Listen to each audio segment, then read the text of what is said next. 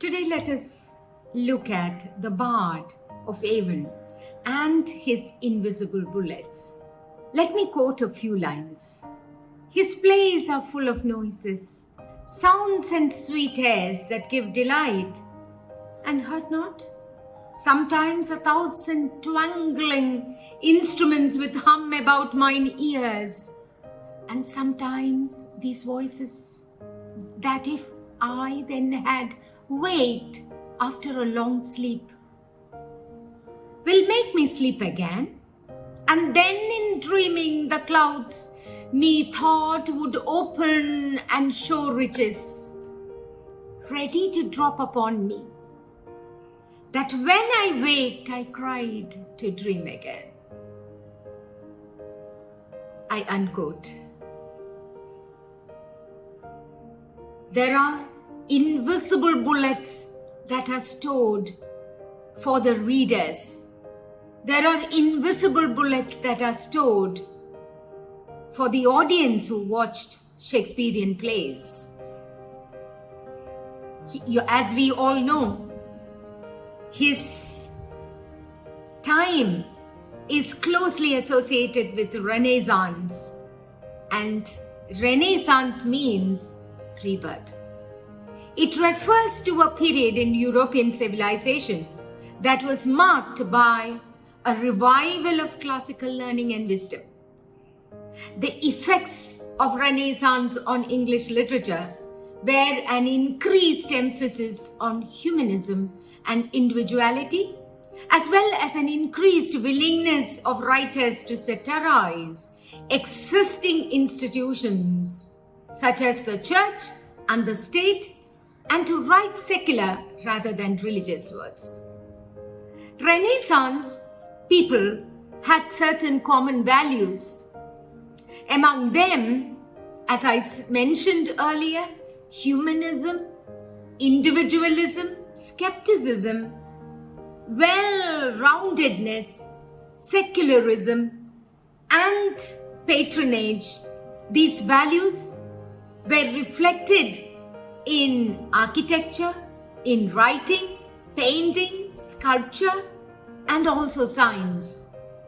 Characteristics of the Renaissance include a renewed interest in classical antiquity and a rise in humanist philosophy, which means a belief in one's own self, human worth, and individual dignity.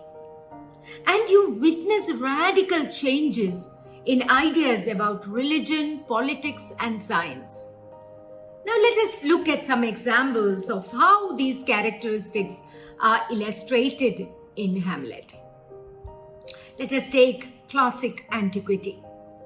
Hamlet has a lot of references to classical Greek and Roman stories, characters, and historical events.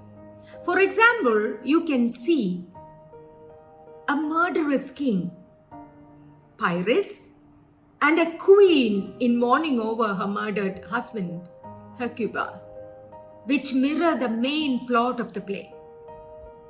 And then if you take humanist philosophy, in Act 2, Scene 2, if I remember correctly, line 311, Hamlet asks a very powerful question. I quote, "What a piece of work is man! How noble in reason, how infinite in faculties!" I unquote. In the speech, you can see a clear assertion of human ideas about uniqueness and extraordinary abilities of the human mind. And if you take religion, in Hamlet's most famous soliloquy, which begins, I quote, "To be or not to be, that is a question," I unquote.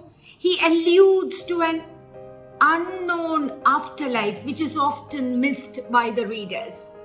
He refers to it as the undiscovered country, which is a stark departure from medieval religious ideas rooted in a strict belief that people either go to heaven or hell when they die. And let us look at politics briefly. There were big political changes taking place during that time when Shakespeare was writing Hamlet. This is reflected in the play by Hamlet's questioning of Claudius' right to ascend to the throne in his father's place. It was a new idea to question anything having to do with natural, hierarchical structures that maintained political power. And the next important thing that we should take a look at is science. This point is illustrated by Shakespeare's use of play within the play in Hamlet. Here, Prince Hamlet's play, The Mousetrap, is presented to the court supposedly as an entertainment, but Hamlet's intent is to gather obvious evidence of Claudius' guilt for the murder of his father. Says Hamlet, I quote, "The play is the thing wherein I will catch the conscience of the king." And bringing in breath is also important here, as I believed that theatre doesn't take place in a vacuum. Think about King John, which was produced in Distreen in 1950. The audience wept and they were deeply moved when they saw Hubert preparing to blind Arthur. How could not Bracht asks 5 years after the Gestapo, barracks and the concentration camp the same question? The essence of Shakespearean tragedy is based on the acceptance of evil and disaster as fated, unalterable and eternal. Fate is mastered through adjustment to it, and evil is endured, and that is also mastery. The hero is essentially passive. His character is built on showing what happens to him. You can see Lear reacting to the ingratitude of his daughters, Hamlet obsessed with revenge, and the whole question is posed by fate. People act under compulsion, and their character is situational. It has no causes that human beings can understand. At this point, I can't resist quoting from Lear. Oh, reason, not the need. Our base beggars are in the poorest things superfluous. Allow not nature more than nature demands. I unquote. Man's life, Shakespeare perhaps felt, is cheaper than God's, or cheaper as God's. Hence, Shakespeare cleverly positions the ideology of the acceptance before the audience, and we are positioned to accept the tragic as inevitable.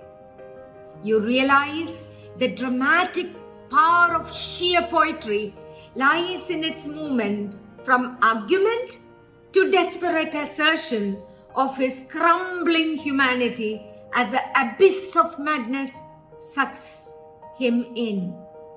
So this passive resistance becomes too unacceptable for us and the millennials. Wars are also accepted as earthquakes.